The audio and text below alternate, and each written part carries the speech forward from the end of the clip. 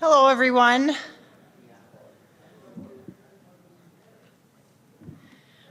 I'd like to say thank you for everyone who has decided to come out this evening. I just want to take a moment to say how important it is that you've all decided to join us tonight. Given the reassessment, it is something that will affect everyone throughout the community, and I think it's great to see everyone here tonight. So my name is Samantha Edwards. I work for Tyler Technologies, and I'm a project manager. I've held my evaluator's license in the state of Pennsylvania since 2015. Over the course of my time with Tyler Technologies, I've worked on numerous projects throughout the Commonwealth of Pennsylvania, including out-of-state projects as well. And given that I've worked on those projects, it's given me experiences, it's given me some insight into a deeper understanding of how a reassessment affects people within the community. So I was excited to bring that experience and that knowledge to Lackawanna County.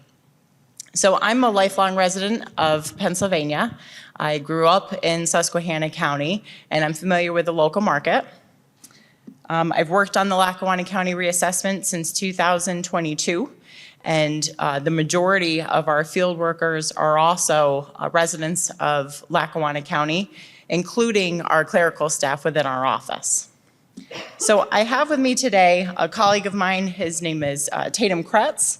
He is another Pennsylvania evaluator. I also have Patrick Tobin. He's the director of the assessment office.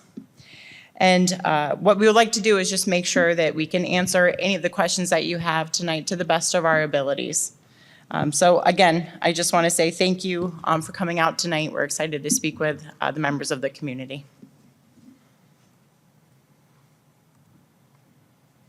So property assessments are calculated using base year methodology. So let's talk about what a base year is. A base year is the year in which the last countywide reassessment occurred. And right now, the county's base year is 1968. After the reassessment takes place, for future tax purposes, Lackawanna County's base year will be 2026. So base year methodology simply means that similar homes should have similar assessments until the next countywide reassessment. All valuation tables will remain static until the next countywide reassessment. The assessment of a property is made by determining how much a similar property can be sold for on the open market according to models which were developed specific to that base year. Now, as we all know, real estate market is not static. And over time, that market value will, property will change, and it won't necessarily change in a uniform way. So some properties will appreciate rapidly, while other properties will decrease even. So infrequent reassessments often result in inequity among properties throughout a county. So that basically means some property owners are paying too much, while other property owners are not paying their fair share. So when this happens, a countywide reassessment comes into place. And what we do is we value all properties at their current market value, restoring equity to all classes of all properties. So I'm going to ask Tatum to come up, and he's going to explain to us the reassessment process. Hello again, everyone. Thank you for coming again. So in May of 2022, Lackawanna County officials contracted our company, Tyler Technologies, to provide appraisal services for a full county reassessment. Typically with a county reassessment, there are some typical fears that come into play with that as a taxpayer if you've never been through a reassessment before. And so I want to discuss those three main fears that we've seen in the past. The first one is that people often feel with a reassessment, well, that just means, nothing else other than I'm going to pay more taxes. That's the first fear. The second fear is that, well, that just means the government is going to spend more because they're going to have more money. And the third fear is that, well, if they come to my house and they do a reassessment, they're going to discover unknown improvements on my property. And so I want to take just a few moments and talk about each of these fears individually. The first one is that people will pay more taxes. And usually what that entails is people will ask the question, why are we reassessing now? Well, the last countywide reassessment for Lackawanna County was done in 1968. So when this reassessment takes effect, that's going to mean it was 58 years before. And a reassessment does not set the market and it doesn't predict the market. So once this reassessment is done, as of July 1st, 2024, every value should reflect the market as of that date. So will a reassessment mean that I will pay more in taxes? A property's assessment should reflect the market value. Just like Samantha talked about, the market is not a static thing. It moves, it tends to change over time, which this means that some taxpayers could be paying more than their fair share, and others may be paying less. When reassessments increase, it doesn't necessarily mean that your taxes will increase. This is a true story from a previous project that I was on. I talked to a lady and she came in for an informal appeal or review, which we'll talk about here in just a few minutes. And I was talking with her and she came in because she was concerned that her property value had gone up 320%, which is a pretty high increase in her mind. So she was worried that that meant she was going to pay more in taxes when in fact, and this is a true story, her property taxes increased by over 300%. She actually paid less in taxes the following year. Her taxes actually went down even though her value went up. And so that's something you have to kind of keep in mind. We'll talk about that a little bit more as well. So will I pay more in taxes? Not necessarily with a reassessment. The second fear is this, that the it just means government is going to spend more. Will the county, schools, or municipalities collect more taxes as a result of a reassessment? And the answer in Pennsylvania is actually no, because Pennsylvania is a revenue neutral state. Now what that means is, by state law, total countywide tax revenues collected from Lackawanna County cannot be more in the year following a general county reassessment than they were the previous year. Millage rates will be adjusted to take into account the new assessed values. So we've got a slide that kind of goes along with this, and I've got a little illustration to kind of talk about what this means. So in this graph, if you've never, none of you have ever seen this before, but it kind of explains things a little bit. If you've got an assessment of $50,000, for example, and your assessment goes up 100%, so it goes up to $100,000. If you had an assessment of $50,000 in the previous year, your assessment goes up, and let's say your millage rate was 100 mills. That means you would pay $5,000 in taxes the previous year. So if your new value comes in and that new assessed rate is $100,000, that millage rate has to be adjusted to take into account the increase in value. So the millage rate in this example on the screen would actually drop to 50, and that would mean you're paying the same amount in this example as taxes. So it's kind of like a teeter-totter. So revenue neutral means the budget can't change. So the budget's right here, it's not going anywhere. The tax rate can't change either. That's kind of like the fulcrum in a teeter-totter. So you've got the pivot point on a teeter-totter, and over here you have the assessed aggregate of the county. So this is all the assessed values in the county or the municipality or the school district, whatever it happens to be. This is all of the values, and here's your millage rate. As the values go up, the millage rate has to come down in the same ratio. So what that means is when you get your new value, don't multiply that value against the old millage rates, because you'll get a very wrong answer and you'll be like, that's more than I make in a year, because it's going to change. And so what you have to understand is the millage rates are going to go down in the same ratio that values go up. So reassessment does not increase or decrease tax revenue. Instead, the total tax burden is distributed more fairly among all of the taxpayers. A resident's county, municipal, and school taxes are based on the assessed value of a property. And past practice shows, and other projects we've been a part of, that typically what happens, about a third will go up, a third will go down, and a third will stay the same. That's typically what happens in a reassessment year. That doesn't necessarily mean that's going to happen for you, but typically that's what we see in a reassessment, having done this before. As per state law, though, the point of a reassessment is to be fair and equitable for all taxpayers, using the most accurate property values as a basis for valuation. So what that means for us here in Lackawanna County is 2/3 of Lackawanna County property owners will pay the same amount or less in property taxes once this reassessment takes effect. One more slide having to do with revenue neutral, and that is this.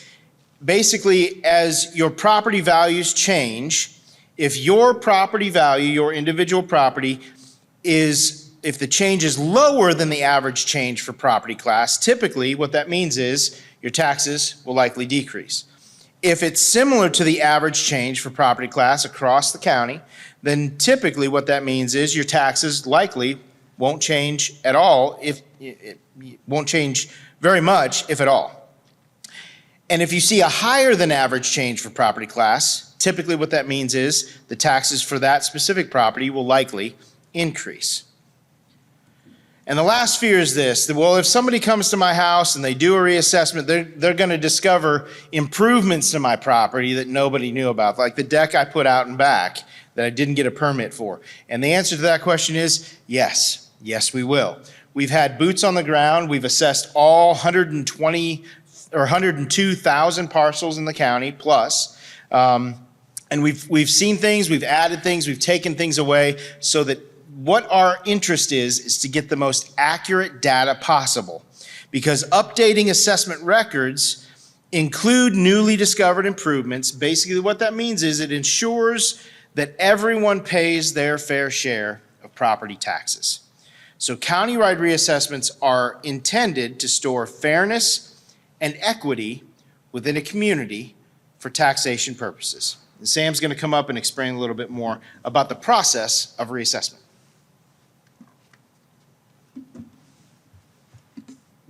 Thank you, Tate.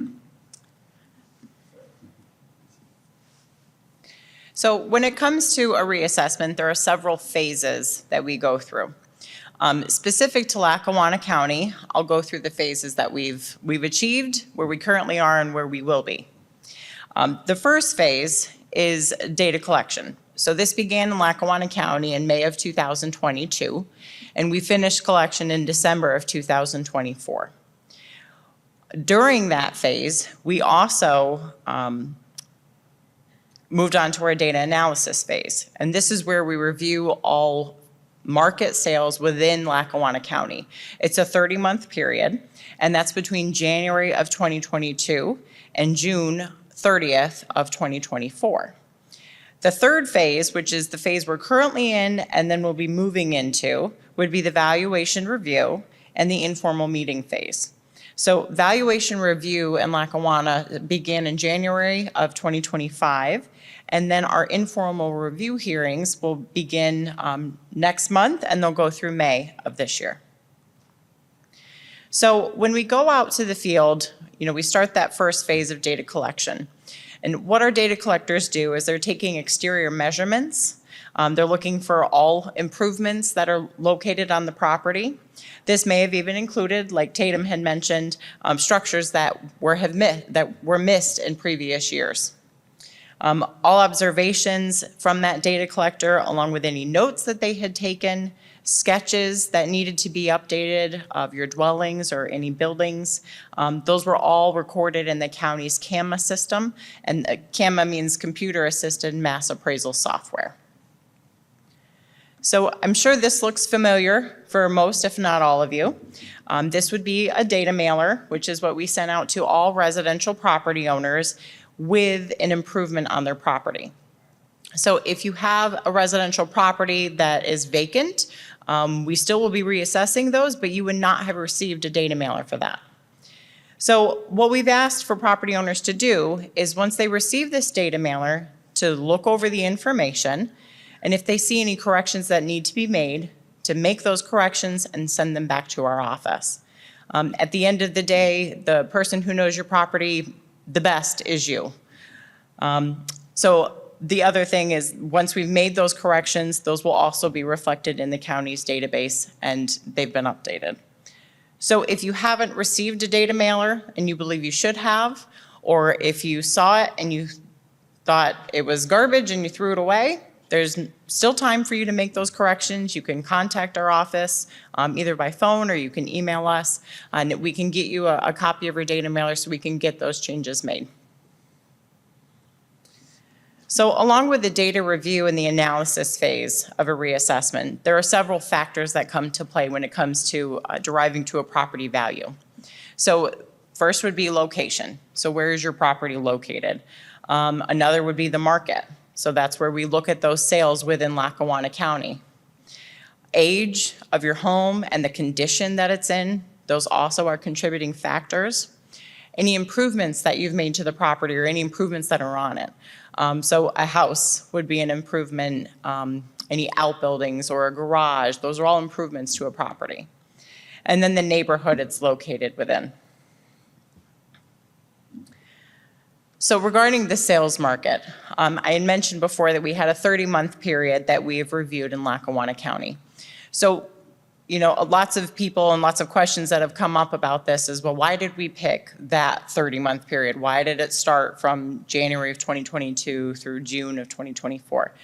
And the reason being essentially is when we went into contract with the county in May of 2022, typically we start at the beginning of that year for the first, that'll be our starting point for the sales, and we go 30 months, which took us to June 30th of 2024.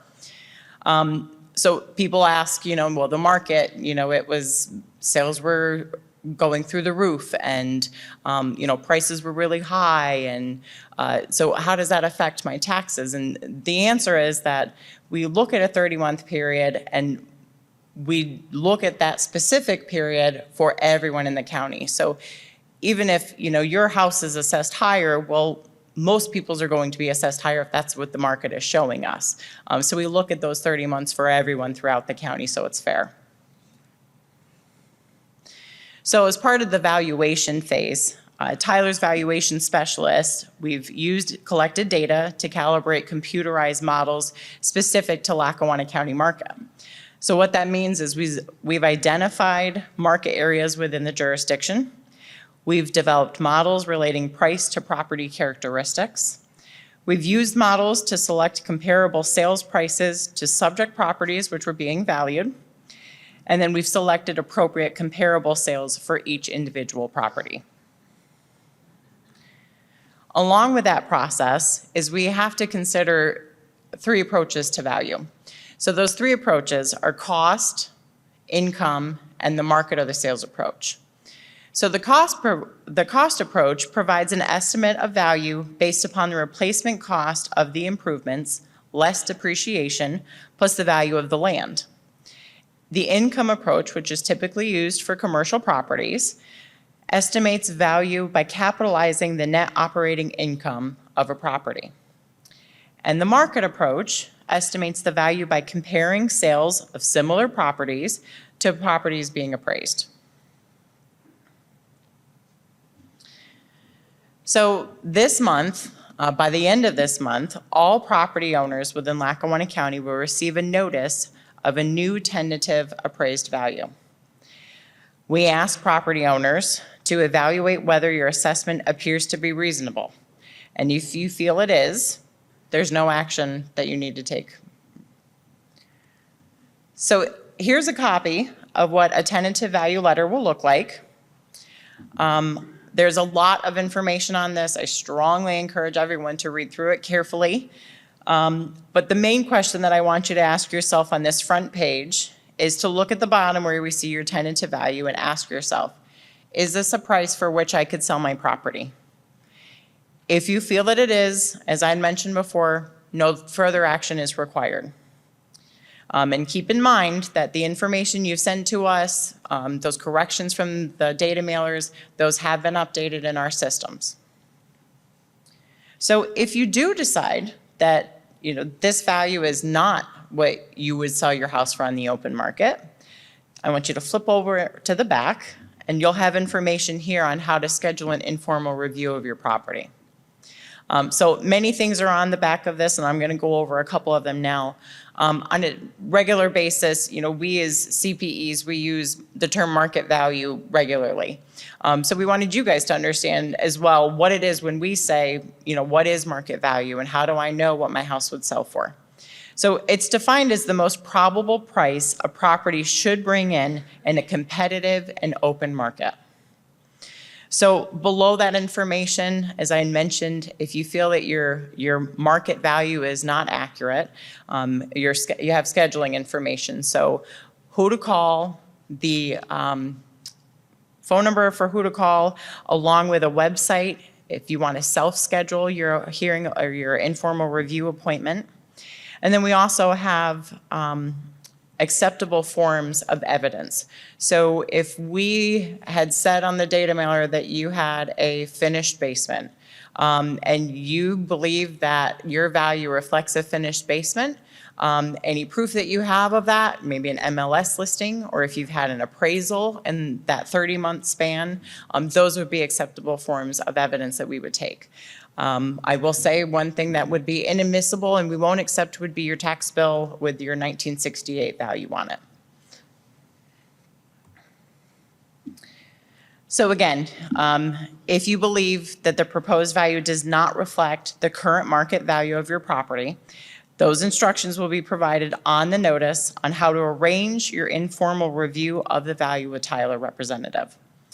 These reviews give the property owner a simple and efficient means for resolving any discrepancies you may have. It also gives you an opportunity to speak with that Tyler representative to answer any questions you may have as well.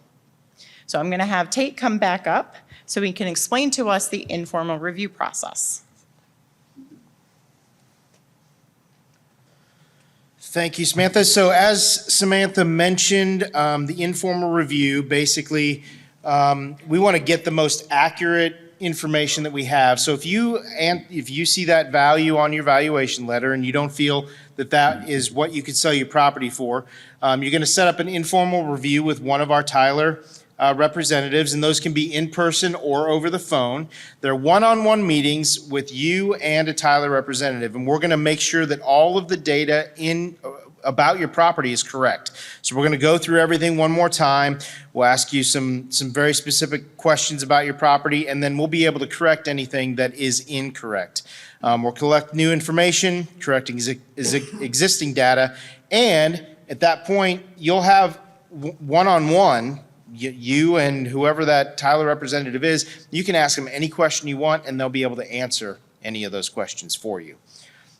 So the reason we do informal reviews is because the reassessment process is a quality-driven process. So we want to get, it's quality-driven and we want to get quality results. So we've done quality assurance processes throughout the entire project from start to finish. The first process is quality data collection. So we've been, like I said, to every property, commercial, residential, industrial, utility, exempt. We've been to all of those properties, agricultural as well, to make sure that the data that we have is correct. So that's quality data collection. The second part of the process is detailed analysis and modeling. So we have an entire valuation team. They are licensed in Pennsylvania to put values, because in order to put value on anything in the state of Pennsylvania, you have to have a license to do so, a CPE. So we do detailed analysis and modeling. The third part of that process is accurate valuation, review, and hearings. So every property owner, which I'm assuming everyone in this room is, you have 5 opportunities to be a part of the process. We want you to be a part of the reassessment process. The first is what you're doing right now. So coming to a public meeting, getting educated, asking questions, hearing from valuation specialists like Samantha and I, or county employees who have the same qualifications that we do. So the second one is that data collection process. So a data collector would have come to your residential, especially come to your house. They would have knocked on your door, tried to ask questions, make sure that the information is correct, or left a door hanger on your door if you weren't there that you could fill out and make sure that we had all the right information. So that's the second part. The third opportunity is for you get a data mailer in the mail. If there's anything that's incorrect on that, you simply cross it out, sign it, send it back to us. And if you did that, we will have made those corrections before we send out the tentative value letters. And the fourth opportunity is what we're talking about right now, informal reviews. So you schedule an appointment with a Tyler person, we make sure everything's correct, and we answer any questions that you might have. And the fifth and final opportunity you have is if you still feel it's incorrect after the informal review, you can schedule a formal appeal with the county, and the county will take it from there. So that is later on this summer. So all of those three parts, the data collection, data analysis, modeling, the valuation, review, and hearings, equals fairness, equity, and transparency. Listen, we're not trying to hide anything. You can ask us anything. We'll do our best to answer it if we know the answer to the question. So it's a fully transparent process. And again, if you do have additional questions after tonight, you can schedule an informal review and we will answer any questions that you might have concerning the reassessment. I'm going to turn it back over to Samantha to finish up the presentation.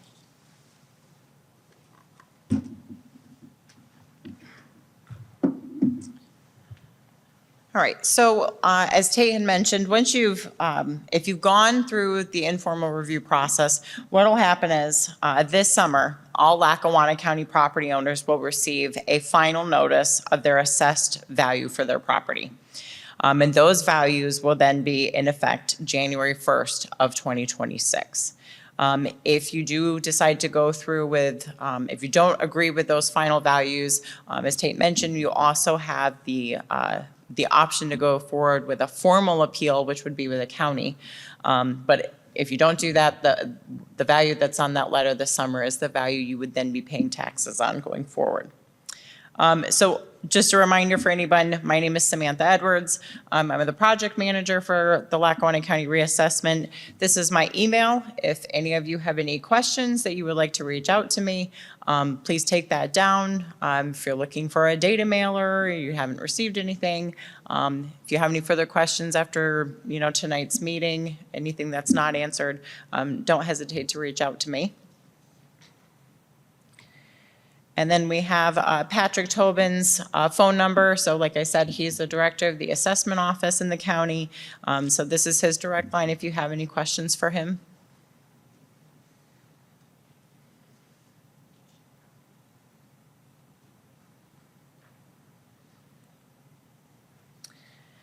And then if you still have questions that are unanswered, or if you decide you want more information regarding the reassessment process, I suggest you go to our web link here.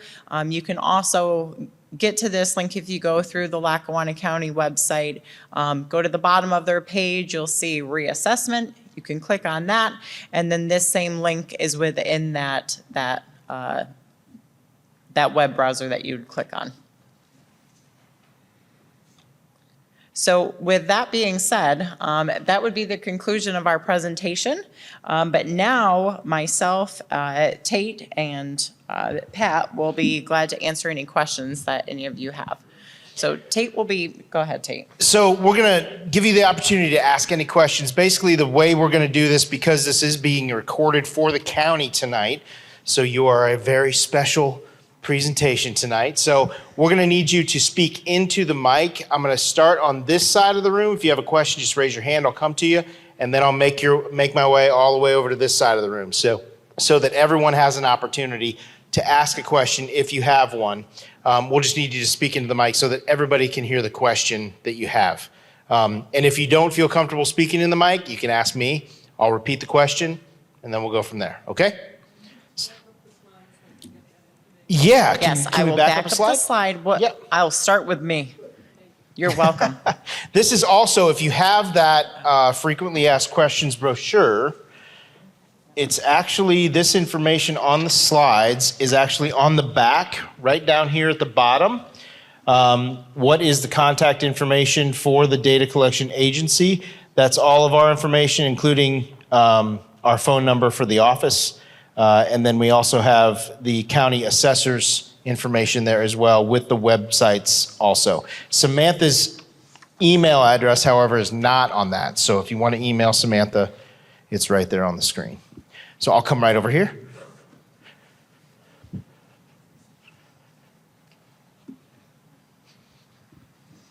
So it's my understanding that this assessment is not complete until you get your mailer that says what your home is worth. Okay. I already have a tax bill that has increased by 33%. So how can I have that if the assessment is not complete? And what do I do with that? Because I pay a penalty if I don't pay it by the end of this month. So the question is, everybody heard that? Everybody hear that question okay? So the reassessment actually doesn't take effect until 2026. So any tax bill you would have gotten for this year has to do with 2025, if I'm correct. That's correct. Any tax bill you receive this year is for 2025. Mm-hmm. And it actually, the increase that was implemented by Lackawanna County this year has nothing to do with the reassessment. They're two separate things altogether. Yeah, so the reassessment won't take effect until tax year 2026. So this process is completely separate from taxation as well. All we do is valuation. So this process, to make sure we have the right data so that we can put the appropriate values on properties. The question that I have needs to go to the county assessment office, not to Yes, that is correct. So the question that she had needs to go to the assessment office, not necessarily to us. That is correct. So make sure you call that number and on the screen and. Yeah. So if I understand you correctly, you talked about a base year and the fact that nothing happened since 1968. We were assessed in 2019. So again, we're receiving a bill of a 33% increase from the county. And I guess that's where we need to direct our questions. And then we're going to be reassessing in 2019, 2025, 2026. So any reassessment that would have taken place, the county hasn't done a full reassessment since 1968. So any assessment that has happened since that time always goes back to base year. And Pat, do you want to talk about which is 1958? Yeah, the current base year we have is 1968. By your question, I'm assuming your home was built in 2019? We took possession the end of 18. And yes, we were billed in taxes for 19. And the question that I really have is I was already assessed at that point. No. Yes, I was. I'm sorry. I tend to disagree. No. There is an assessment on your home. And if you took possession of a property in 2019, the assessment never changed. The assessment was the assessment prior to you purchasing the house, and the assessment remains the same until January of 2026. I did not purchase the house. I built it. Okay. Okay, In so- 2019. And as we look at the information recorded, it's not even correct. As a matter of fact, if you look at our property, it's just basically a vacant lot, and they claim square footage, okay, and number of baths and beds, which isn't even correct. So that's current. So again, yeah, and I'm looking for quality information. You also talked about market income and cost. Correct. So I assume you're dealing with capitalization or cap rates? Okay, you guys are Well, that- CPEs. Yeah, that's if you use the income approach. And That's basically income approach is right, right. Now, based on the NOI. right. At the assessment office, what we do is we take what we calculate to be the cost, unless we have direct permits from where your property was built. And then we would know what the cost of the home was based on your permit. Then we have a formula we use that's provided to us yearly by the state of Pennsylvania. And once we come up with your cost, believe it or not, we divide it by 6%, because that's what we're down to in Lackawanna County. 6% of the cost because it's been so long since we reassessed. So you were assessed in 2019 when you completed your home. You weren't reassessed. You were just assessed. And we put an assessed value on that. I just got a bill for a 33% increase. Right, which is totally separate from the reassessment. That is something that the county commissioners decided they needed to do this year to meet their budget. That has absolutely nothing to do with the reassessment. So you're saying again, the process is incomplete and we should speak with Lackawanna County? Yes, about your current assessment, absolutely. You can call me at the office. My phone number is 570-963-6728. Do you have a business card? I do. All I right. just have a few. I'd be happy to unfortunately. speak with you. Another question up here? Yes, ma'am. And then I'll come to you. Yeah. When you said the taxes wouldn't, you wouldn't pay more in the first year after assessment than you did previously and the millage would be adjusted, what happens the second year or the third year? So Samantha, do you want to answer that question? Yeah, so as we had mentioned before, the reassessment is it's revenue neutral. So your taxing bodies cannot make changes to their budget. They can't increase their budget from the previous year because of the reassessment. However, once that first year is over, it's business as usual.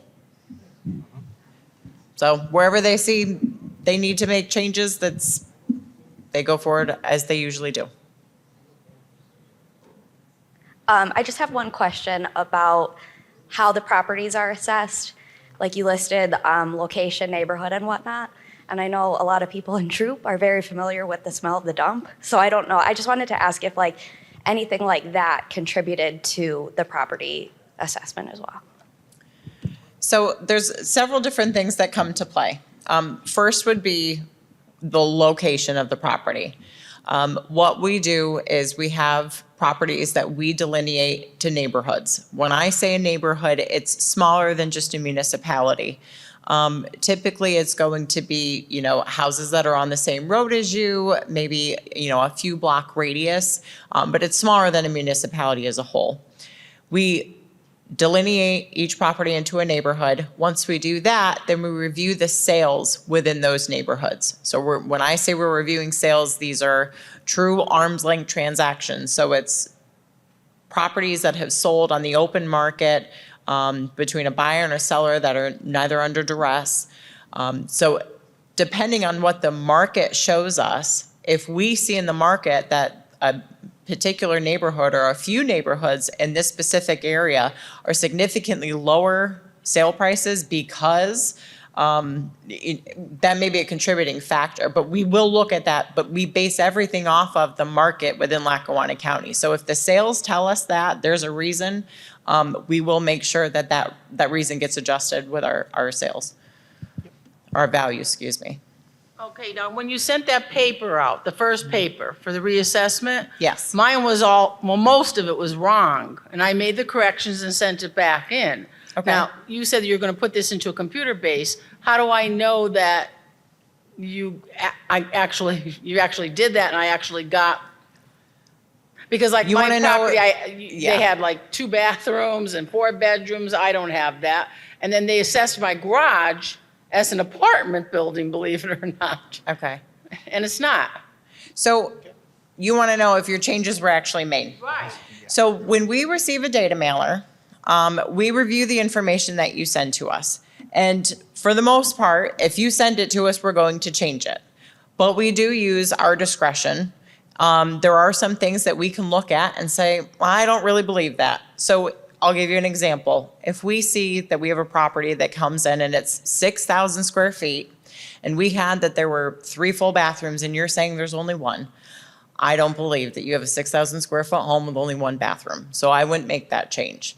That would be an example. We've had, there's other ways that we can confirm that information too. If we have an MLS listing of that particular property, we do try to do our homework before we make any changes.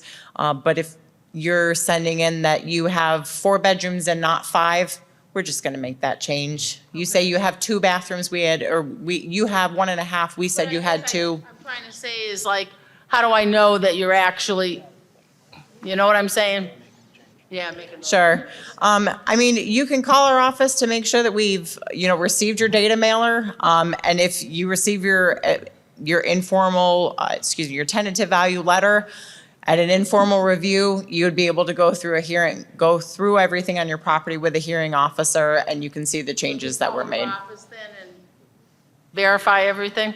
Yeah, we can let you know that we've received your data mailer. Lots of people want, notification, because if you've mailed it into us, we don't send you anything back that says we Right. received it. Yeah, I never got nothing back. That's why I Yeah. was wondering. If you've emailed us a data mailer, we will No. respond back to that email letting you know that we've received it. But lots of cases, people have mailed it mailed it back. in and they don't know if we've gotten it even. So yeah, give our office a call and we'll make sure that, we can make sure that we've received your data mailer and Okay, we make thank you. changes.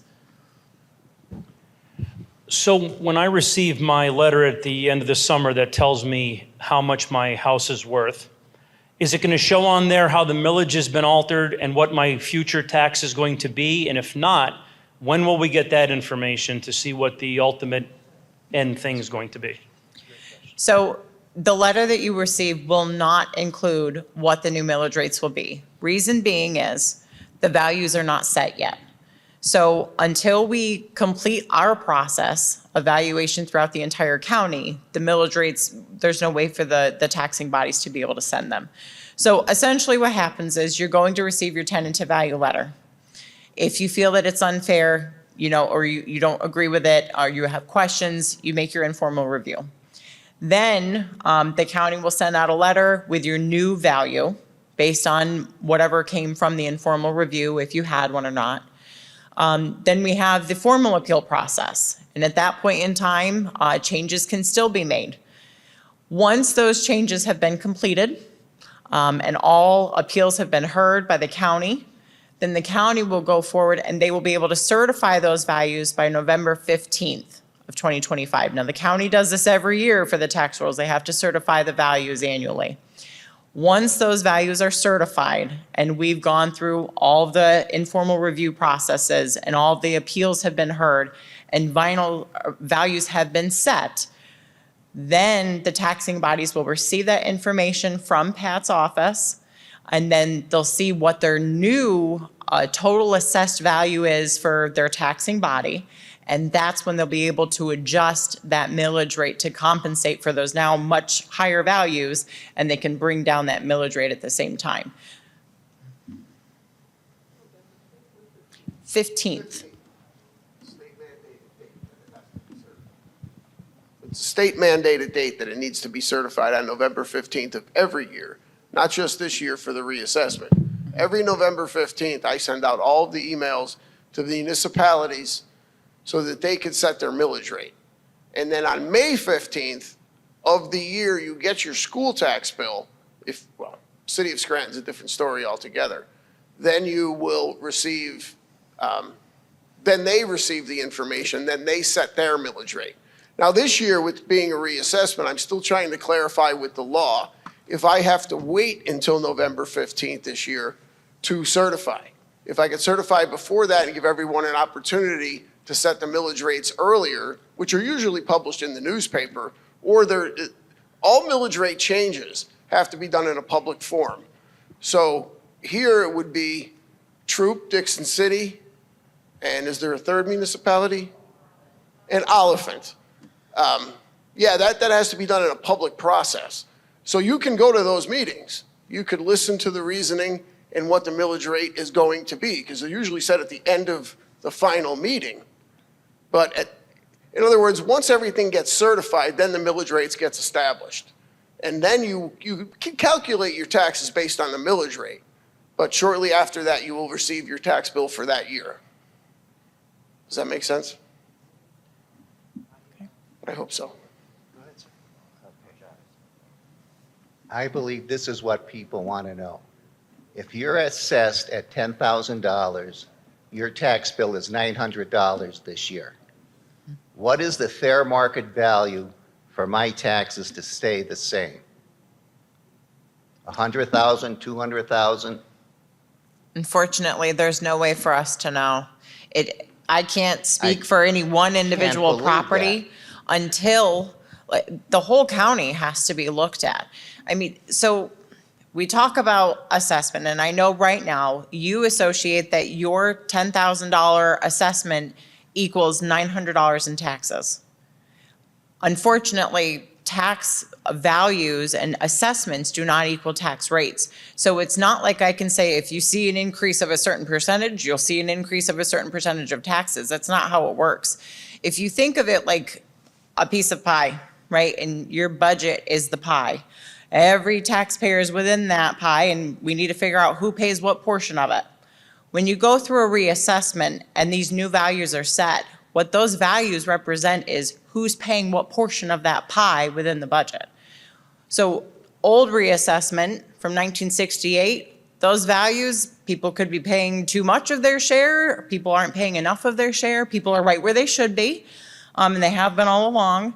But when you go to a reassessment, especially after it's been 58 years, those shares of who's paying what, they get really out of whack. So when you have that reassessment, all we can tell you is that if you were assessed where you should have been all along, most likely you're still going to be paying around the same. And if you were underassessed since 1958 and you haven't been paying where you should have been, your taxes will go up. If you've been paying more than you should have been since 1958, your taxes will likely go down. So, I mean, I can't give you a number, unfortunately, and, as we're trying to explain it, no one really can.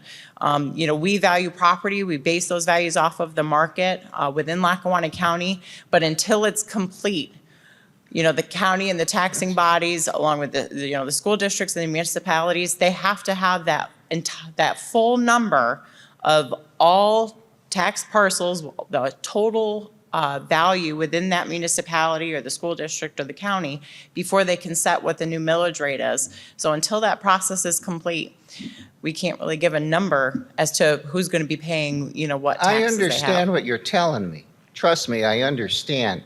But people want to know a little bit more concrete numbers. And you're going to have a mess on your hand no matter what happens. Mm-hmm. But if you can't give somebody some numbers, you're going to have class action suits that are going to go on for 20 years, for God's sakes. I mean, I don't see why this is such a hard question to ask. What's the fair market value for my taxes to stay the same? I just can't believe you can't give me a number. Well, the reason that she can't give you that number is because the millage rates have not been set yet.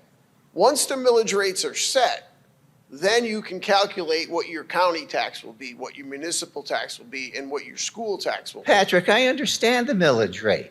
Right. I'm just asking you what the fair market value of a house that's assessed at $10,000, what the fair market value is. 100,000, 200,000, 300,000? Depends on your location, well, I depends on the understand. condition of your property. Lots of factors go into it. I mentioned them before. So you can have a $10,000 home, but I mean, if your house is assessed for $10,000 based on 1968, and now your home is, or the neighborhood that you're in has, it's kind of gone downhill. Maybe the area isn't as nice as it used to be. That means that your assessed value is probably still, your assessed values are going to go up. The last time this was done was 1968. The market has gone up, over the last 50 years. So that's to be expected. But how it equates to tax dollars, we really can't, like Pat has said, we really can't give a number because the millage rates haven't been set.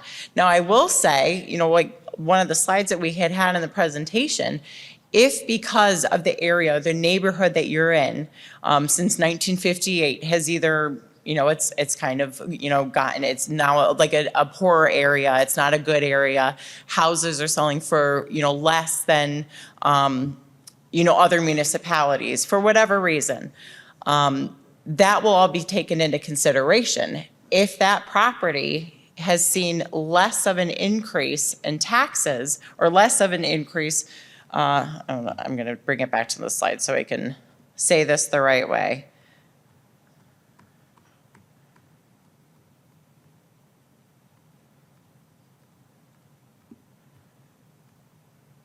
Okay. So if you see like a lower than average increase for your specific property class, you'll likely have your taxes decrease. So what that means is that if your entire neighborhood, all of you have been assessed, but the average change is lower than the rest of residential properties, that means that your taxes will likely decrease. I'm hoping that this will kind of, I know you're looking for a number, but unfortunately, there's just no way for us to do it. You're going to confuse everybody. Everybody is up in arms now. And you're only putting. So the main answer to this is, we don't know because the project isn't complete yet.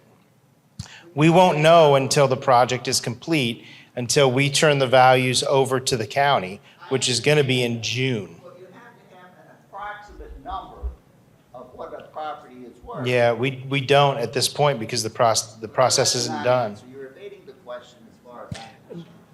I'm not evading the question. We don't know what the total assessed value is going to be for each municipality. Once that's established, that borough or that council of that borough will set a millage rate. Well, Patrick, you're not communicating properly to everybody here and the people of the county. They want some concrete numbers, and you can't give it them until September, is that what you're saying? Well, November 15th is the state mandate to certify the tax roll. And yeah, we'll know that on November 15th. And you had alluded earlier to a massive class action lawsuit. To have a class action lawsuit, you have to prove either negligence or malfeasance. These are. They're not going to be dead, so people are going to be up in arms, like these people that just built a house. Right, but these are state mandated deadlines. We can't change those even if we wanted to. We have a question right here. Yes, I live on a block with approximately 5 rental properties. Are rental properties assessed as rental properties? So to answer your question, it depends, first of all, on how many apartments are within each rental property. So we have different classifications that would say, okay, 1 or 2 through 4 apartments would still remain residential, but they would be compared to other similar apartments. They'd all be residential. This is old structures. Okay. Usually 2, like we call them double block homes. So is that home assessed as 2 separate homes or 1 home and usually the property owner is not in residence. It's strictly rental. So Okay. how is that assessed? So it's going to be assessed with similar homes. So if you have multiple homes that are duplexes or they're twins, or just a house that has 2 apartments in it, we are going to look at those, they're going to be compared with other homes that are similar to that. So if it has 2 or 3 living units in it, it's going to be compared to other 2 or 3 living unit homes. So they are assessed that way. Oh, yes, yes. You know, like I live in a single home. On either side of me are rental units. Right. Now, they're larger homes than my home. So the assessment goes by the size of the home, I assume, right? Yep, so that's why we take our measurements, so we can account for square foot living area. So that comes into play. We want to make sure that if we're comparing, we've got to compare apples to apples and oranges to oranges. So if you have a single family home, we're not going to use a multi-family home to compare to yours. Whether they sold right down the road or not, even though it is a sale and it could be your neighbor, it's not a comparable property to yours. So we have to look for properties that are similar to yours, a single-family home, similar to square footage, the similar style. So if you have a one-story ranch, we're looking for other one-story ranches or maybe a bi-level or a split level, something very similar to that of what you have. Similar condition as well is what we take into account also. Thank you. Okay, I think I have a question for Patrick. Yes, sir. Previous to now, you used to be able to go on the county's website and be able to see every one of the properties on your block and see what their assessed valuation was. Correct. Now, will we be able to do that with the new assessment? Yes, absolutely. All the information is going to be repopulated with the reassessed information in January of 2026. I'll get to you. Yes. So where's the transparency on our side? Well, once we finalize the tax roll in November 2015, all of that information needs to be input into the county website and then activated, and we can't do that until January. We're not trying to hide anything from you. All of the records in our office are a matter of public record, and you could stop by the office anytime and ask for that. Okay, so this is being done in March, Correct. and then we're gonna have our informal meetings in the summer, which we won't know anybody else's information until November 15th. So January. informal, so everyone is going to receive their new tentative value letter by the end of this month. Then we'll go into the informal reviews, which will go through the end of April, possibly the beginning of May. Still, changes are still going to be made at that point in time, and because changes are being made, us as, with what we do in a reassessment, what we do is we essentially appraise every single property. Doesn't matter what the classification is, commercial, industrial, utility exempt, residential, agricultural, we look at everyone. When we do that, that is our work file. So our work file, until it's completed and the values are certified, we can't share information. Like, I can't share your information with this gentleman, and I can't share your information with this, this woman. But what we can do is give you your information and ask for you to make sure that what you see, you agree with. And if you don't, and you feel something is wrong, let us know how to fix it. If you see, and the way that you can do that, the best way to do it is, you can talk to your neighbors. Go ahead and talk to your neighbors and see what their letters say if they want to share that information with you. I'm not going to discourage it.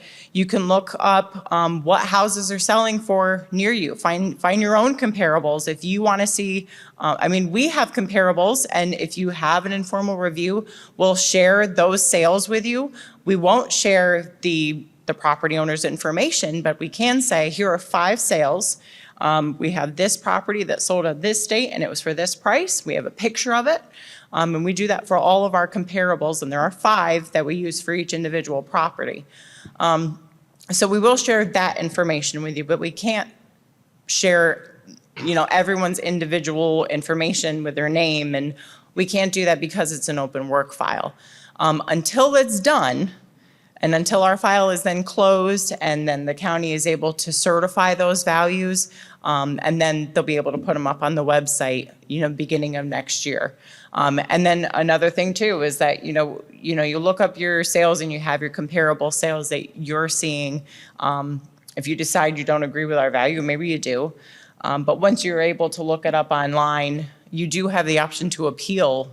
You always have the option to appeal. In the state of Pennsylvania, you can appeal your property every year if you want. So that's always an option for you. Now, you want to do your due diligence before you get to that point though, right? So make sure you're looking at your values, double check our work, make sure that if we say that it's a value, and we're taking it off the market, but if you don't agree with it, you can look it up. You can look up your property through Zillow. You can look it up on Realtor.com. Find comparable homes. If you know of a property that sold down the road from you and you feel it's similar to yours, you can bring that to your informal review too. We can look at it together and see if it's a good comparable home for yours. And if it is, we can make a change if we need to. I do see questions over here. I will get to you. Anybody else in this area? Yes, sir. Well, as far as the informal review and then the later assessment appeal, then what would you say would be an effective approach for a property owner? Would it just be an appraisal? So Because you can, other than that, it seems like it's going to be very subjective. It seems as though there'd be very little chance for you to revise your thinking. so if you have any information, so if you're looking at changing like bedrooms and bathroom counts, something that's on your data mailer, any interior information that we wouldn't be able to confirm, like a bedroom or bathroom, maybe like some square footage, like if you have a 2-story colonial style home and we didn't account for unfinished area. Those are things that we know to be typical, and we would make those changes. If you have a bi-level or a split level, and it looks like you've got, we have to judge a home from how we see it on the outside. So when we visit a property, we're not going in. If we don't have the opportunity to speak with a property owner, we know that most bi-levels have finished basement living area, or at least rec rooms. So we will account for that. If you have a bi-level and it doesn't have finished basement living area or a rec room, that's something you're going to want to bring either pictures of to show us there is no bi-level, or maybe there isn't a basement. Maybe it's a crawl space and from the outside of the home it looks like a basement.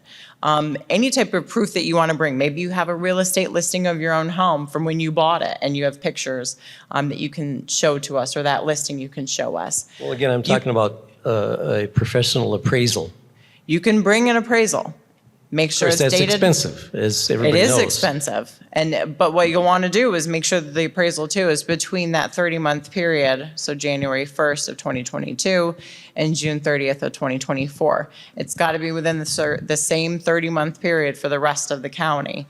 But if you want to come and you want to, we can answer questions at the informal review. And if you have changes that we can tell we made a mistake on, we're going to make those corrections. I guess it really depends on what it is you would be not agreeing with, something you're disagreeing with. For the most part, like I said, if it's something that, we're off just a little bit on, if we say you have 2 bathrooms and you're saying you have 1.5, we're going to make those corrections, because at the end of the day, we want the information to be correct.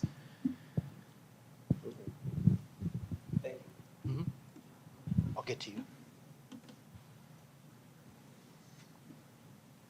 I'm coming to you next, and then you. And you. Yeah, everybody will have an opportunity.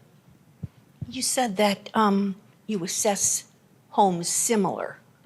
So Yes. if I had a property in Dixon City with 2,000 square feet, is it compared to homes in Dixon City or homes all through the county like Waverly and Clark Summit? So you've heard me say, we look at properties within your neighborhood. So Yeah. if it's in Dixon City and we have a smaller demographic and we say we can find 15 sales just in your neighborhood, and there may be 200 parcels in your neighborhood. If we can find 15 sales that are similar to your home within that neighborhood, that's what we're looking for, and that's where we're pulling the data. If we have say we have a municipality that's not as condensed, maybe in like Greenfield Township, where there's not many sales and they're larger parcels, okay, so now we're going to look for the neighboring muni, and we're going to see what sales have happened there. We try to stay as close to that property as we can to find those similar homes. If we don't have sales to look at, then we start expanding where we're looking. But we try to keep it as close as we can within the municipality at the very least. Thank you. And if you lived by the river, let's say you were in a flood zone, was that already taken in consideration? So if you're in a flood zone, that would be great. Proof of evidence, if your property floods regularly, that's something that you would be able to bring as a form of evidence to your informal review, so we can make some adjustments for that. Some things have already been taken into consideration. We don't have access to flood maps, but we can see if a property is waterfront or if it has a water view. If we can see that there's a golf course.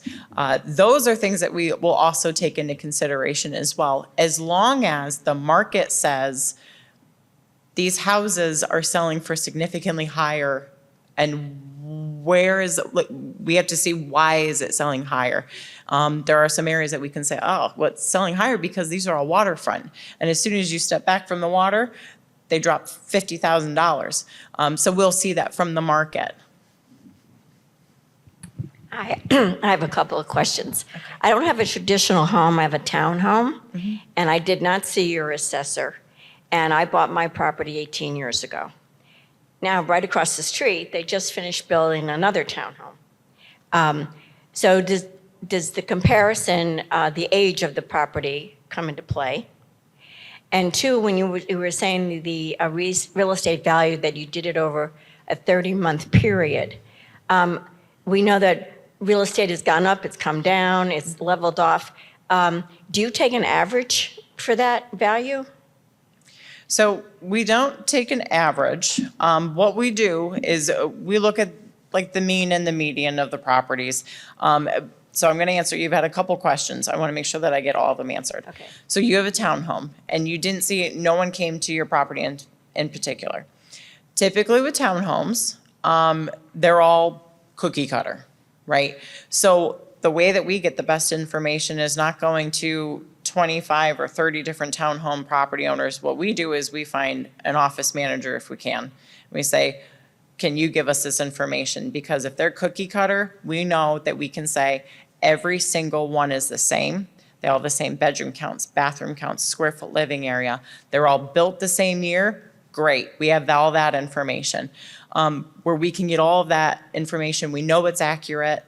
So you may not have spoken to a data collector at your home particularly where they went to see a property manager instead.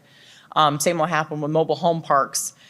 We will go to the property owners, but the first place we want to go to is a property manager so we can get all the information we need to, where they can give us more information typically than a property owner can, and we know that it's more accurate.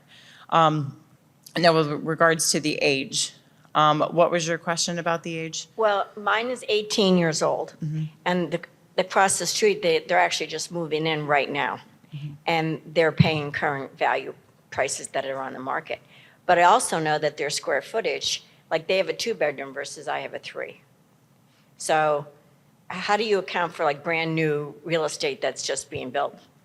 So right now, and this is a tricky question because right now with your assessment office, and I'm sorry if I'm speaking out of turn here, Pat, with your current assessment office, they have to take everything that's new built and they figure out what the value is, and then they take it all the way back to what it would have sold for in 1968 because that was their base year. That's how Pennsylvania works. So even if it is built brand new and it sold for $250,000, it's what it would have sold for back in 1968. Come our new base year in 2026, it's okay. What would it have sold for as of July 1st of 2024? So that's the date after we have our 30 months of our market analysis. So the age comes to play. We have to take into consideration, a 1968 home versus a 2024 home. There's a very big difference between the two. And so yes, age comes to play, but again, that information we would get from the manager, from the office, along with the bedroom counts. Like I said, the management office, that's where we want to go for townhomes. So if we didn't go and speak to you individually, that's the reason why. Okay, and one more. Where it's located, you're close to commercial strip malls and gas stations. Does that come into play? It does. We do take into consideration topography and then location. So it's similar along the lines of if it's a waterfront property or water view, if it's in a very busy neighborhood and how busy the traffic is. If you have land that's, steep, hilly, if it's a large incline, if it's flat, all of that is taken into consideration when we derive to these values. I think you answered my question, but I'm very scared at what I just heard. Okay. We took possession of a townhome that was completed, and we moved in July 30th. It was under construction during that time period. Mm-hmm. We received an assessment we thought was very high. Am I to understand, and then we received a notice from Tyler in February that you're going to reassess. Are you telling me that we actually might have even higher than we're paying now after just being assessed and I got my new tax bill? So your what I want you, I want to make it, I just want to be clear that when you have an assessment, you may have just built a property or you may have just moved in. If you just built a home and your home is brand new, your assessed value, you may be assessed now because it's new, it's a new home, they have to tax it, they have to put it on the tax roll. That assessed value is still gonna go, it's what that house or that property would have sold for in 1968. So with a reassessment, it's what it would have sold for based on, per that new base year. So we're going to look at the property, we're going to look at market sales within your neighborhood, and we're going to see what are houses like yours selling for. And that would be your new fair market assessed value. The difference is, right now you're paying on an older assessed value that's significantly lower, millage rates are higher. When you get your new values, your values are going to be higher and your millage rates will have to come down once the taxing bodies are given the full fair market assessed value for their municipality. So it's going to be reassessed.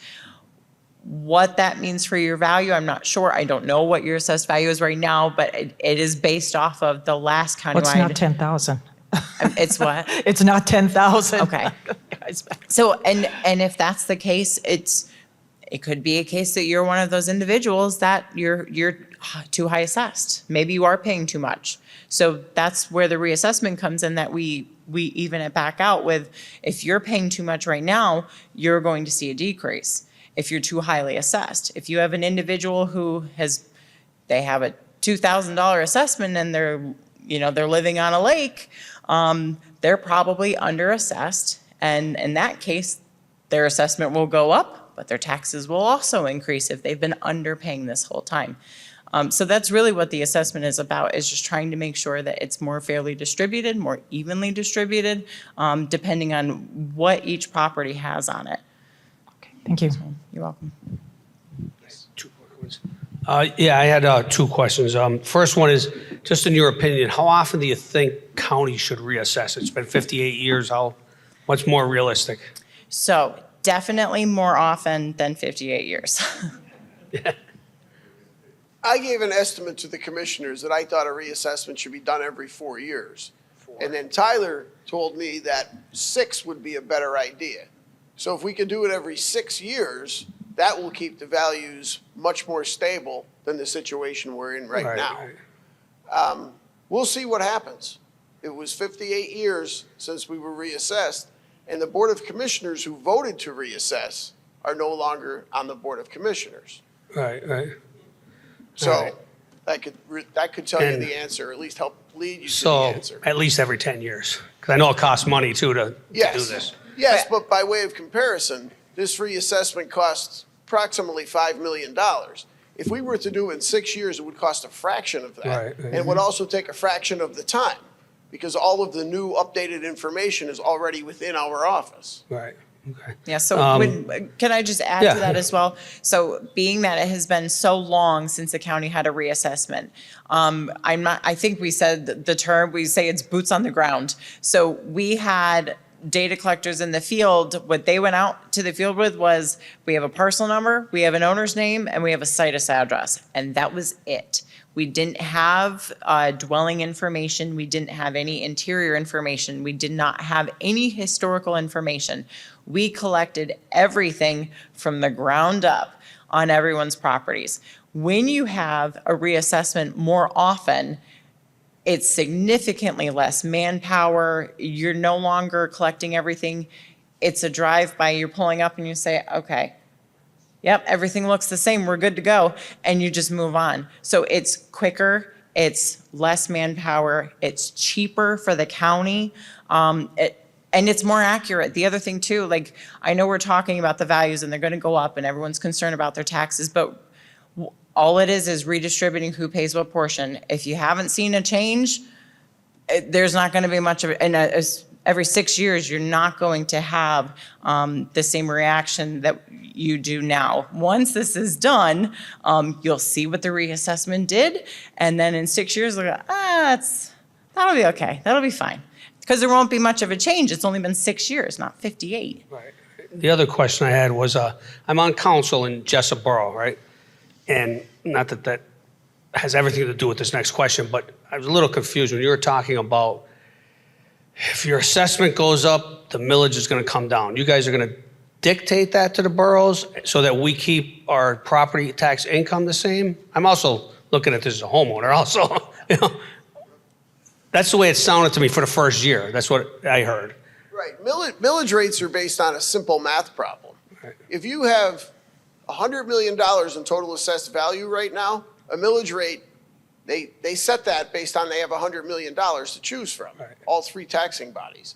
If it goes closer to, say, $1 billion, they have to lower the millage rate because they can't collect more than they need. Right. It's not a business. No, what I'm getting at is, I kind of heard, and maybe I just heard it wrong, that you said for the first year, millage will come back. So if Jessup Borough is collecting $1 million in property tax a year, we have to adjust our millage based on the assessments that are going to go up Correct. so that we only can collect $1 million Correct. for the first year. Right. And then we can make corrections. So basically, the first year, okay. Yeah, I think I in got it. 2027. So the borough, it doesn't really mean the homeowner's not going to pay more. It means the borough cannot collect more, Right. right? Yeah, Okay. because the individual homeowner, they may pay more. Right, right. Why did the county raise their taxes, the 33%? Why didn't they wait until this assessment was through? I can't answer that question. That's not something that we deal with in the assessment office. Well, you're from the county, correct? Correct. Yeah, I'm with that the would be a assess- question you'd have to right. ask the commissioners. Yeah, and that decision was made by the county commissioners, and unfortunately, they didn't share their decision-making process with me, Yeah. believe it or not. Yeah. So I just had to Yeah. accept it like everyone else. I live in Old Forge Borough. I too got a 33% increase. I understand, Right. we all got hit Yeah. with 33, but. Correct. Why did not the county wait until this was all finished with Tyler and then raise do what they have to do with the county taxes? No, they hit us with 33 1/3. Now we're getting hit again. Well, I think they tried to cover their expenses this year because as was stated earlier, you can't increase taxes next year Why? because it's against the law in Pennsylvania the state state law. of Pennsylvania. In the year of a reassessment, it has to remain the same as it was the prior year. Correct. The budget cannot change. Right. Budgets cannot change. They cannot take, a Correct. taxing body cannot bring in more money because of a reassessment. So, Isn't that a coincidence, though? Like, isn't that a coincidence? The county raises their taxes, and now we're getting hit with this tax. Is that a coincidence? I know you can't, you're saying it comes from the commissioners, but I don't know, it seems a little fishy to me or something. Again, I'm not in the position, or nor do I have the authority to answer that question. That's for the commissioners. I apologize. Do assessment values affect the county? can we get a mic? No, the county will have the same budget requirements next year. For 2026, they have to deal with the same numbers they used for 2025, which is when they implemented the tax increase. So they can't have a tax increase next year. 2027, they're free to do whatever they want again, just like Jessup Borough or Oliphant Borough or Dixon City Borough. Well, I'm going to ask one more question. Sure. And you probably don't have an answer to this, but I'm wondering why none of the commissioners were here tonight. Because this meeting is about the Yeah. reassessment process. Yeah. Sure. No, I can't answer that. I don't know what the schedule is of the commissioners, nor do I dictate it. I will say this, the commissioners have a public meeting Yes. every month. Yes, they do it, yeah, every Yep, 2 weeks. and you're welcome to go to every one of those meetings and they will answer any question that you have. Yeah, every 2 weeks. I believe there's one tomorrow, a public meeting. Okay, Pat, this is for you. We're going to get a letter stating basically what you feel our property's worth, okay? Correct. All right, so say I get my letter, I say, oh yeah, I'm happy with it. Then it comes tax time and I say, whoa, am I still able to appeal? Yes. Okay. As a property owner in Pennsylvania, you can appeal your property taxes every year. Okay, and is your office going to be prepared for, you figure a third go down, a third stay the same, and a third go up? Well, more than a third of those people are going to The look. plan is that we will be prepared. We currently have one Board of Appeals.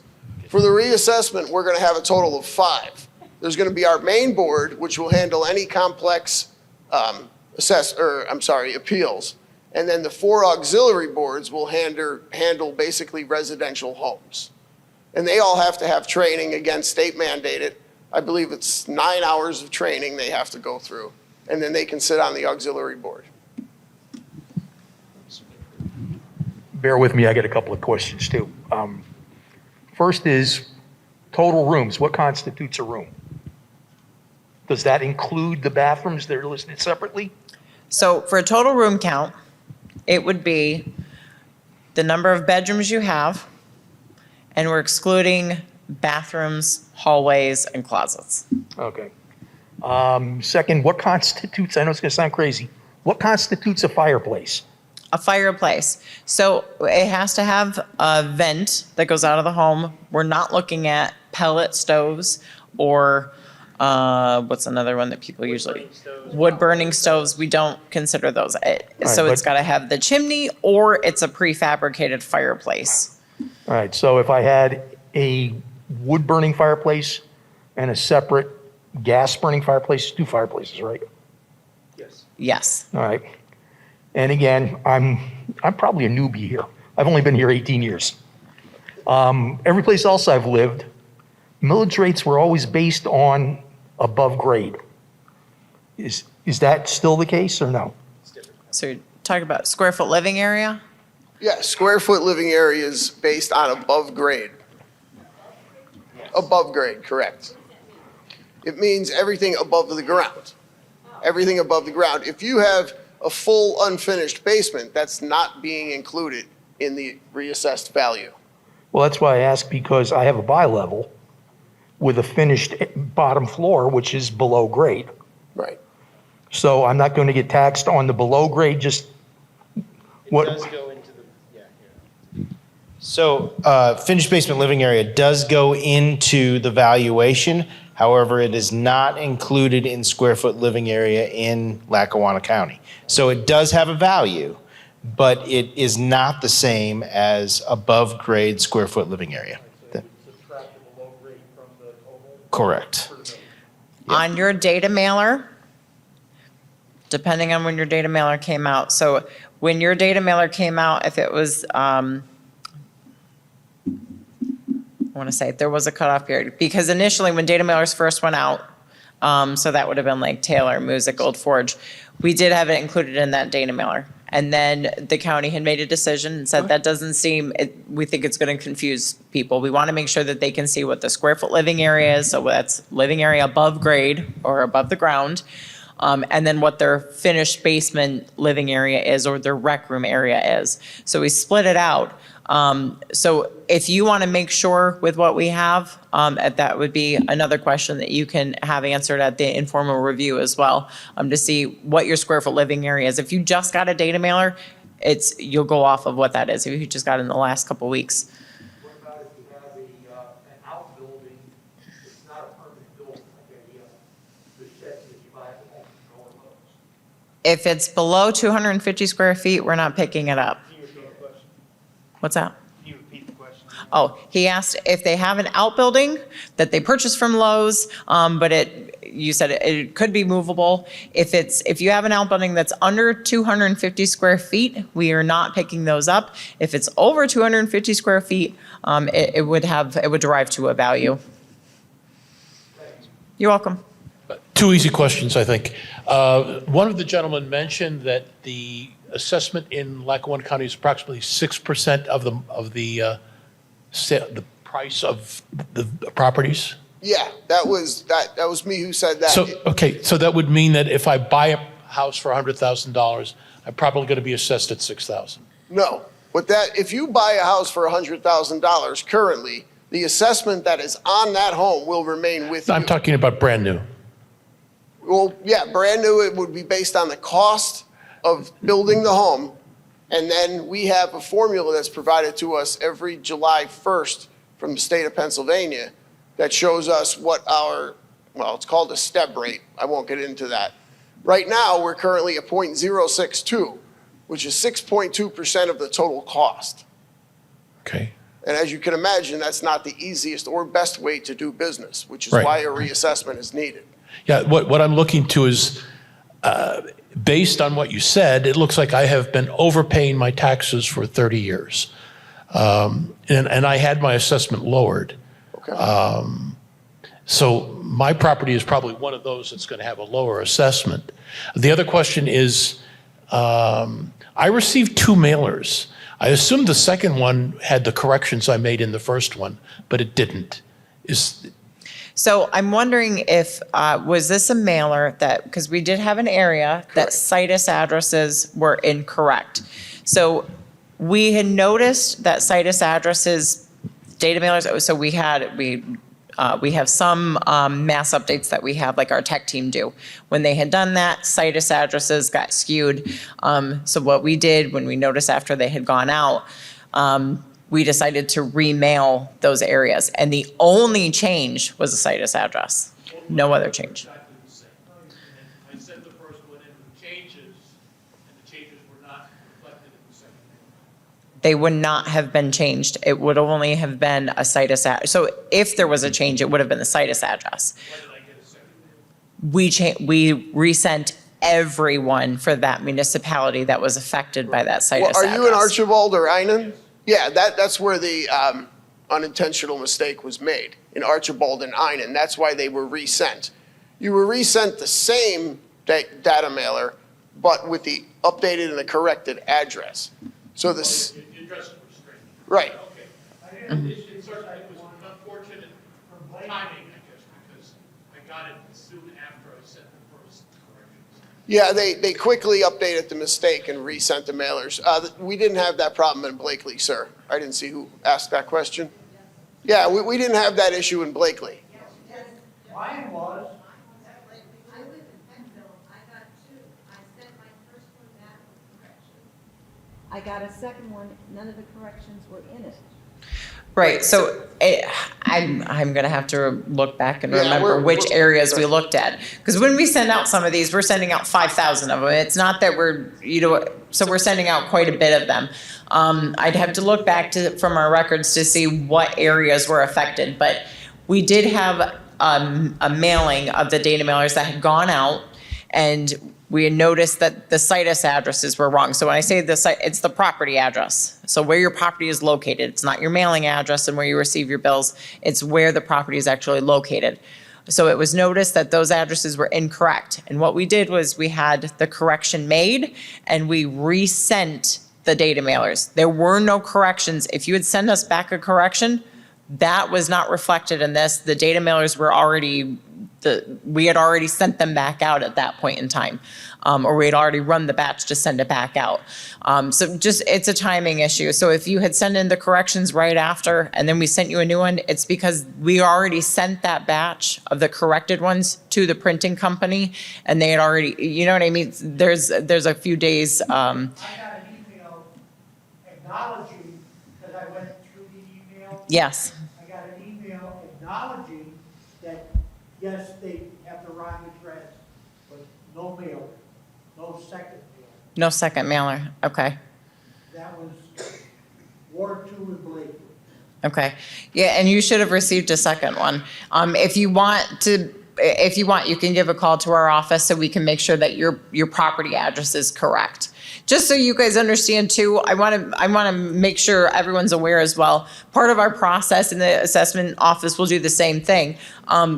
You have your situs or your property address. We don't solely go off of that location to find it. What we use the county's mapping system. We go by the map. That's what we follow to make sure that we're making sure that we're at the correct property. So we go by the situs address. If that appears to be wrong or incorrect, we look at the map to confirm it no matter what. I know that the situs address was confusing for everyone when they received their data mailers, and it was way off from where they actually were. So we did resend the data mailers to those that were affected by it. If you hadn't received a new data mailer showing that updated situs address, you can give our office a call and we'll make sure that you get one. You're welcome. Yeah. I have a couple questions, but I first want to make a suggestion. I know some people had mentioned that they received confirmation if they made changes to their mailer, if it was through email. But there are a lot of people, as you can see, a lot of elderly people that may not have a computer have that opportunity. And I think it's fair that they see that their corrections were made as well. So if you receive something by mail, a correction notice to the homeowner, would it be appreciated, I'm sure. So I just want to make that statement. I think it's safe to say that many of us are on edge about the whole process, right? Thank you for being here and allowing us to come and ask questions. I think it helps ease our minds a bit. But overall, I think ever since it was mentioned that there's a reassessment, people are on edge. That's just natural. What I'd like to know is, over the past, you said you've had several clients that you've gone through this assessment process. Can you say about how many % are satisfied with the values that you attach to those properties? You can? Go ahead. Go ahead, I can do this. So the last project that I was at Beaver County, Pennsylvania. I was a part of the full reassessment team that did that reassessment. And from the data mailers to the informal reviews. So there are 93, at the time, there were 93,600 and some odd parcels in Beaver County. Of those 93,000 parcels, we had scheduled for informal reviews. We had 12,000 parcels scheduled for informal reviews. So that wasn't appointments, that's parcels, because sometimes, somebody might own 10 parcels and they'll appeal all of them. So 12,000 parcels as far as that goes. So 81,000 people agreed with our value. So that's that number. Going past informal reviews onto the formal appeals, we had 12,000 informal reviews. And then for the formal appeals, now these weren't overlaps, so not everybody that filed an informal review filed an appeal, and not everybody that filed a formal appeal had an informal review. So the formal appeals for that process was 6,000. So there were 12,000 informals, 6,000 formal appeals, and all of that was handled before October 15th of that year, so they were able to certify the values. So that you have already assessed the values because you're getting ready to send the notices to us this month, right? So that's in your system. We're going to receive this notice. It's going to have the value. We may or may not agree with that. We'll have an opportunity to discuss that. I think the problem is that we're not going to know the millage rate until at least November, right? And that, by far, is the most important than our value. Value, at least we can do our own search and see if the value is just about right or not. But not knowing that millage rate is very unsettling. And what's more unsettling is we may not know that until November, December.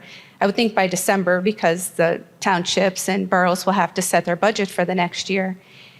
But that will only give us 3 months before our first 2 tax bills are dropped, right? Our local tax and our county tax. And for those of us that are going to be impacted by a higher tax amount, that's not a lot of time. That doesn't even give us time to properly budget for our taxes that year. Is the 2026 date mandated, Or can that be extended, say 1 year, so that people can adequately budget for the change in taxes? I think it's unrealistic to only give us a 3 or 4 month timeframe without knowing. Yeah, unfortunately, in the year of a reassessment, there's not much that can be done about that. Our office does not handle millage rates. That's specific to each individual borough, school district, and to the Lackawanna County Commissioners. It does seem like a short period of time. It is. If you're that concerned about it, then you can get on it early. Because if you don't like the result of a formal appeal, then you can appeal to the Court of Common Pleas. Okay. Now, the 30-month review period that you looked at values, I can speak for probably just about everyone in here that is just watches the news, reads the paper, has some education. They're the highest values we've experienced probably in like ever, right? COVID hit, values went through the roof, everyone was working from home, people were quitting their jobs, buying homes, prices were crazy. It was such a competitive market, and I could speak for that because I started looking for a home at that time, unfortunately. Ended up buying a home in a time period where homes were far more than what they normally are. So I definitely overpaid for my home. And now I have this on top of it. I can't understand how every property owner will not be impacted by a higher value, especially if not from the 1950s or 60s, but the last 3 to 4 or 5 years alone, right? So if their values are going to increase, which is highly likely, we're all going to be impacted by a higher tax dollar. Maybe it's one that's manageable, maybe it's astronomical, depending, I don't know. But it's just, I think, our unfortunate time that the reassessment was done in a period when we have such a market that is really high. So I would be in favor of having another reassessment at a lower price point when the market goes down a little bit, or at least levels out to where it should be. I think it's starting to go there now, but you said that ends, I think, June of 2024. So I can't see how all of us are going to be impacted by that. I think it's, I hate to say a windfall because I don't know how it's all going to end up, but it really is an unfortunate time for us. So to just address that, assessed values are going to go up because since 1968, houses are selling more than what they were 58 years ago. So everyone's values will go up, but that does not mean everyone's taxes will go up. If you remember, no, I used, everyone, you have your budget, which I would say is, you have your pie. So that's what the budget is. What an assessment or what a reassessment does is it distributes who pays what portion. And that's where your assessed values come to play.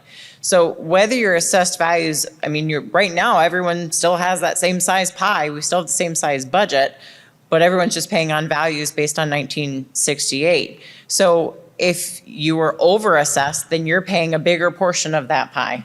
If you're under-assessed, you're paying a smaller portion of that pie. What a reassessment does is if you were paying a bigger portion and you shouldn't have been, now you're paying a smaller portion. If you were paying the opposite, the assessment recorrects that and it redistributes who pays what portion of that budget that's needed. So yes, assessed values will go up, but everyone in the county goes up. And that's why values have to be certified, and then the millage rates have to be correct. They have to be brought back down. Right now, assessed values are low, so the millage rates have to compensate for those low assessed values. That's why they're so high. And then once those assessed values go up, millage rates come back down because that budget, that pie, it's the same size this year, and it has to be the same size next year in 2026 because a reassessment is revenue neutral. That budget cannot change. So I hope that gave a little bit more of clarity. I know it's under. Yeah, I know it doesn't help, but it's confusing. But yeah. I had 2 last questions, and the last one is for Patrick, but this other one is the notices that came out and we had the opportunity to make any changes.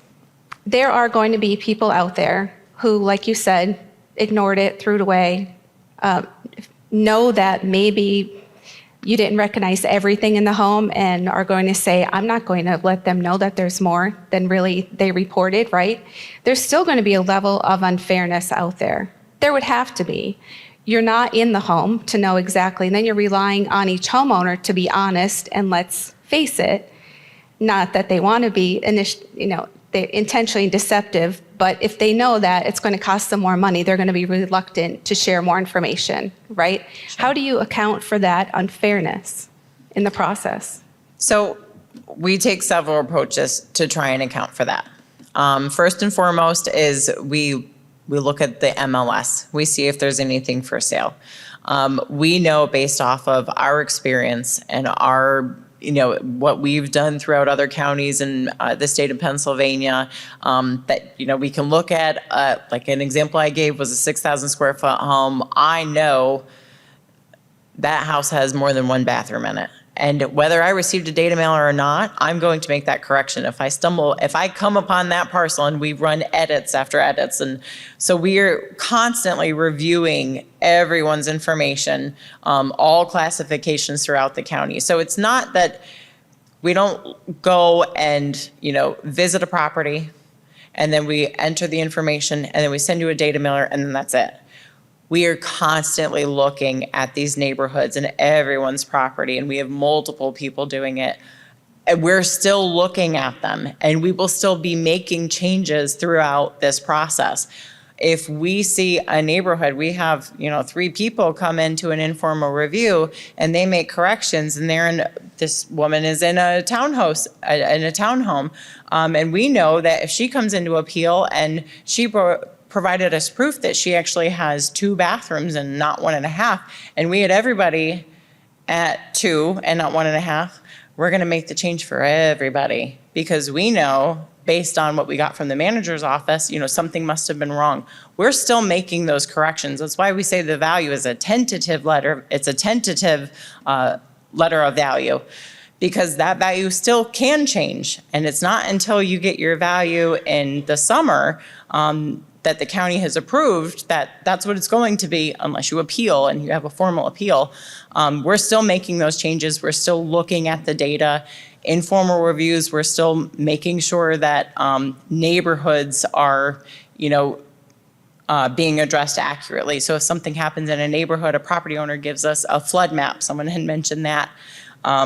That's being addressed as well. So we use our best discretion. We try to use common sense, when it comes to certain things. If we, whether we get it or not, we can look. I can pull up an MLS listing, or I can go on Google Earth and see that, that person's got a central air conditioner and we don't have that. I'm going to add it. So those are things, we do try to use other platforms and not just, what we're given at firsthand. And last questions for Patrick. I know my biggest concern is understanding the millage rate. I don't. And I know I've called your office and I've talked to you about it, and you've given me the best explanation that you can. You mentioned that it's set each year by July 1st by someone at the state level. Can you tell us who that is at the state level, what department, and do they have, say, a web page that goes into further detail as to how that rate is determined? It's a rate that is very important to this whole process, and not understanding what is behind that rate. I think, talk about transparency. There isn't a good transparency when it comes to this millage rate. Right, well, the millage rates are set not by the state, but by your local council, your local school district, and Lackawanna County. And they set that millage rate after they know what the total pool of assessed value will be, because they have a number that they need, be it, let's say Mid-Valley School District. I don't recall their budget, but that's how much money they need to run the school. So if the previous assessment pool was, say, $50 million, and they need $10 million, well, the millage rate will be 20% or 0.2%. If the county needs $40 million, that's where they set the millage rate, okay? And then wherever you live, your local council. So because that pool is going to be so much bigger for 2026, the millage rate has to come down. Again, they're not businesses. They're not trying to make profits. They have a required budget that they need to meet. And if they have a much bigger pool now, the millage rate must go down. Oh, right. The OCLR. Yeah, Okay. the common level ratio and the STEB rate, that's the State Taxation and Equalization Board, is set by the state. And it changes every year based on your base year, because every year your base years goes back 1 year further. That's sent to us, it's published on our website, the current common level ratio and the current STEB rate. You can look that up right now for 2025. The State Taxation and Equalization Board. That's why we call it the STEB rate. STEB.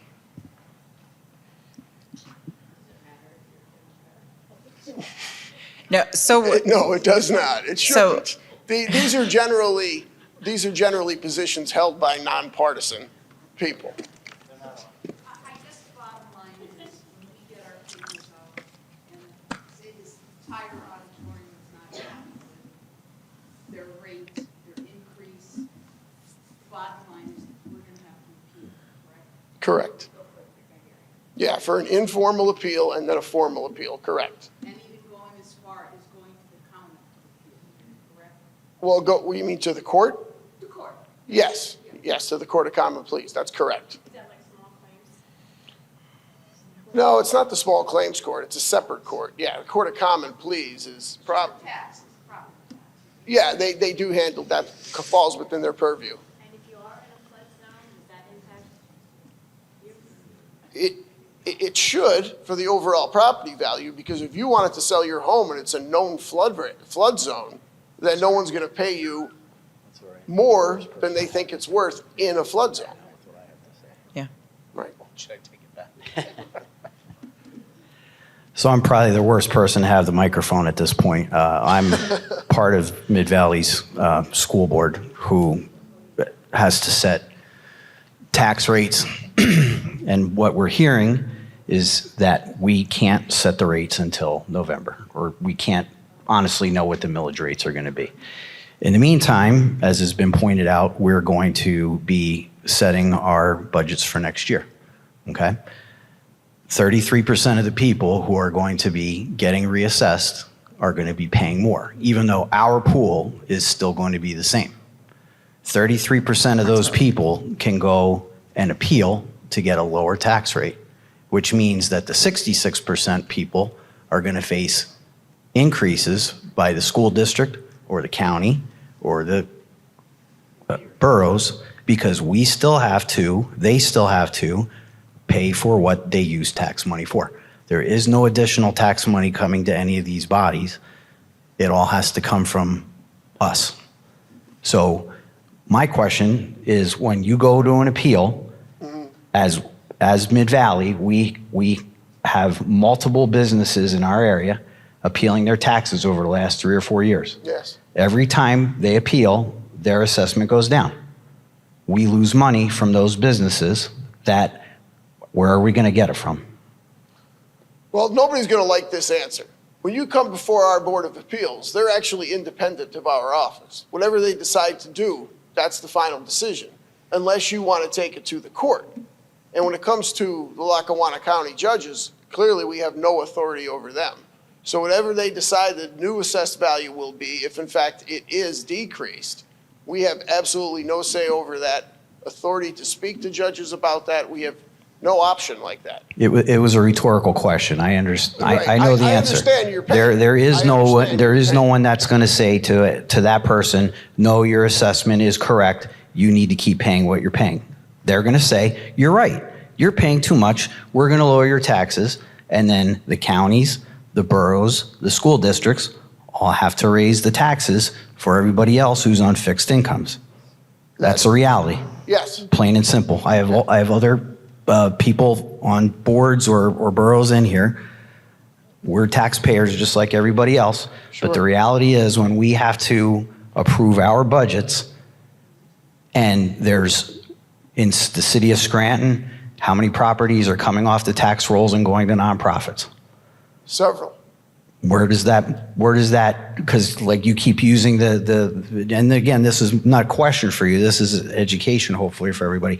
You still need $1 million to pay it. Correct. So if 100% of us are being reassessed, we can't be more than $1 million for next year. A third of those people are going to go and appeal their share of that $1 million. Okay? So the $1 million that the school needs is going down to here. If they go down. And to your point, you said, I think it was Beaver County, only 6,000 people appealed or whatever the case may be, if I understand. Yeah, 6,000 parcel owners, 6,000 parcels were formally appealed. Correct. And what was the result of those? Do you know, did they all get appealed to lower rates? Because if that's the case, that $1 million is no longer a reality. I know that in the ones that I was a part of, because I oversaw the formal appeal process, in the appeals that I was a part of, it was about 20% went up, about 20% went down, and about 60% stayed the same. So the people who appealed, Yeah. they actually had to pay more than what they were. Some of them did, yeah. Well, shame on them. Yeah, because when they come in, when you file for a formal appeal, just so you know, that board can make your assessment stay the same. They can cause it to go down, or they can cause it to go up. And if it goes up, you're going to pay more in taxes. If it goes down, you're going to pay less. If it stays the same, it's going to be about the same. So of the ones that I was a part of, there were quite a few, and a couple of them were big corporations. I didn't, but the board actually raised their assessment. And I understand, I completely get it that none of the mills that are going to coincide with our new assessed values are going to be able to be set, shared, whatever you want to call it, until November. But, this chart up here, when we get our tax bills, or our proposed new assessments in March, wouldn't it make sense to say that my property, which was assessed at $22,000, I believe, my new valuation is going to be $100,000. So that's going to be a however many percent increase. What is the average increase for the whole county?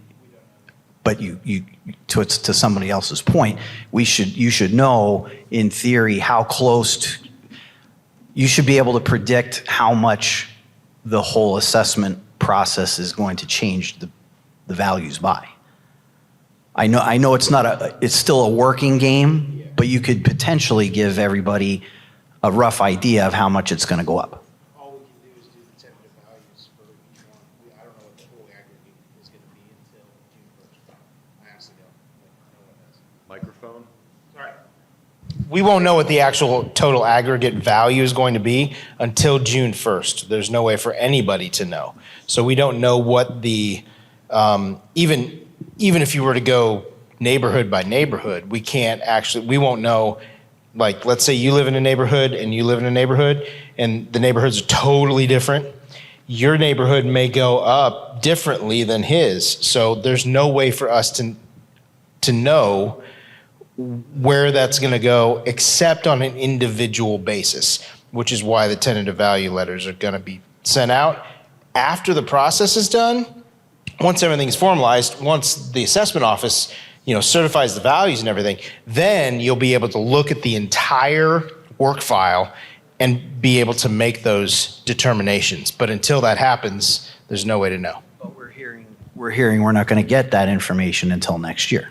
So again, we're going to have informal processes with you guys to come up with our individuals, but it's not going to have any knowledge of what the taxes are going to be next year. Yeah. So I think you can hear the frustrations from the people in the audience here. Not just the taxpayers, but the bodies that have to set the mills and everything as well. Thank you. You, sir.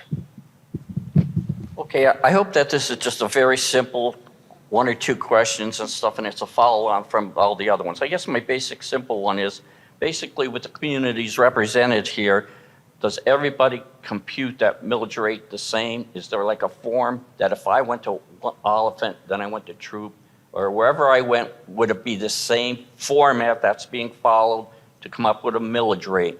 Yes, Okay. absolutely. Okay, so from where you're sitting in your position, you don't worry too much about the communities, right?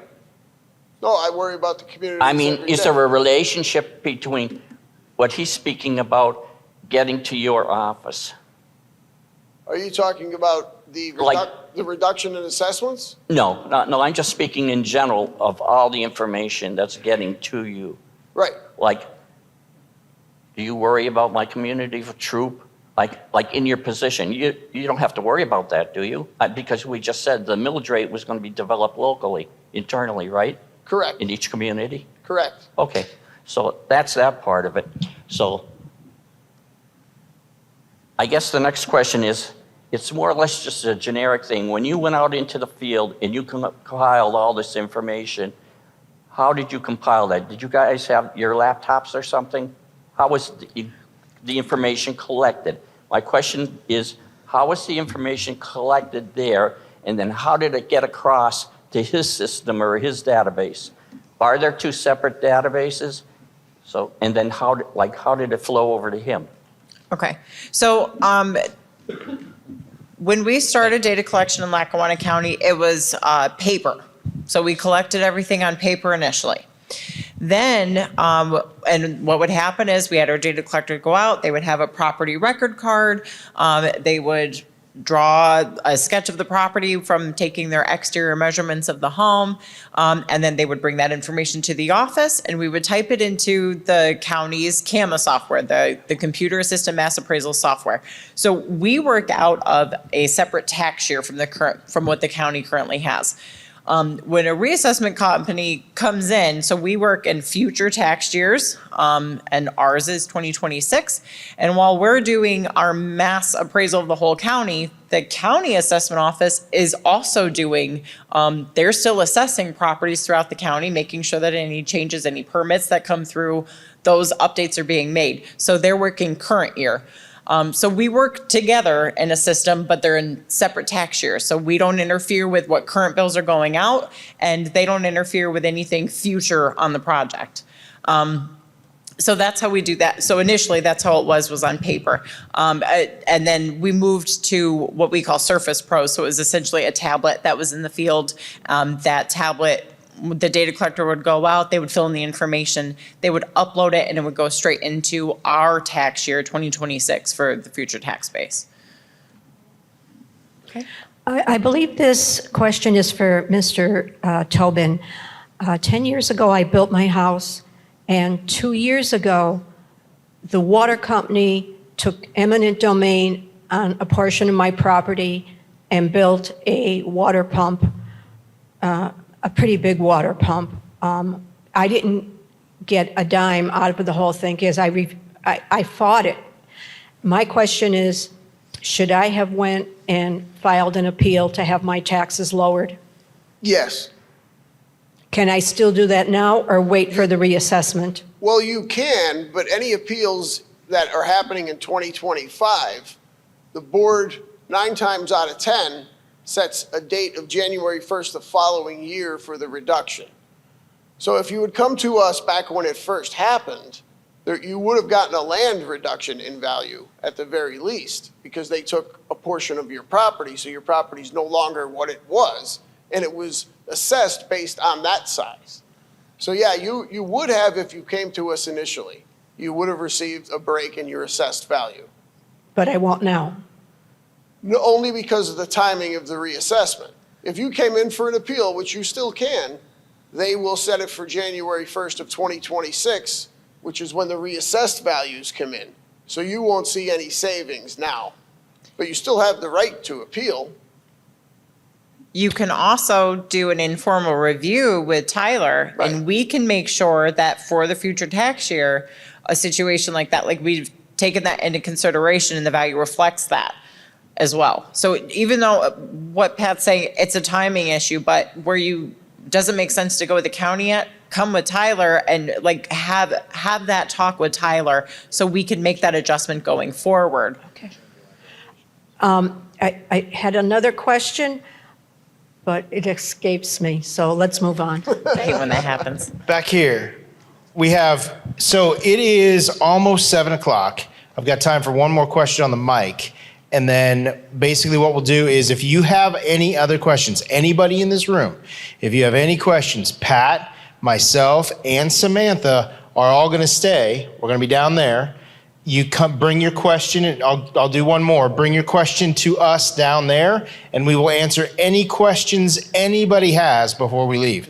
So, and that's with any public meeting. So we're always available afterwards. We'll answer any questions you have on one-on-one basis, and we'll be available after this. There was one other question up here I thought I saw. No? Okay, so, oh, yes, sir. You had one. I have just one question. When they're doing the appraisals or the assessment, are they picking up decks and pools, porches? You mentioned it in your presentation. Are they charging now? Lackawanna County now presently does not pick up pools or decks or fences at charge. Monroe County and some of the other counties do. Are they taking, is Tyler taking? So we are looking at decks and open frame porches and closed frame porches. Pools, another question. If it is an in-ground pool, we would be assessing those as well. If it's an above-ground pool, we are not assessing those. Thank you, everybody, for coming. If you do have questions again, please come down. We'd love to meet you and talk with you and answer any questions that you do have. Thank you for coming. Have a good evening. Thank you for coming.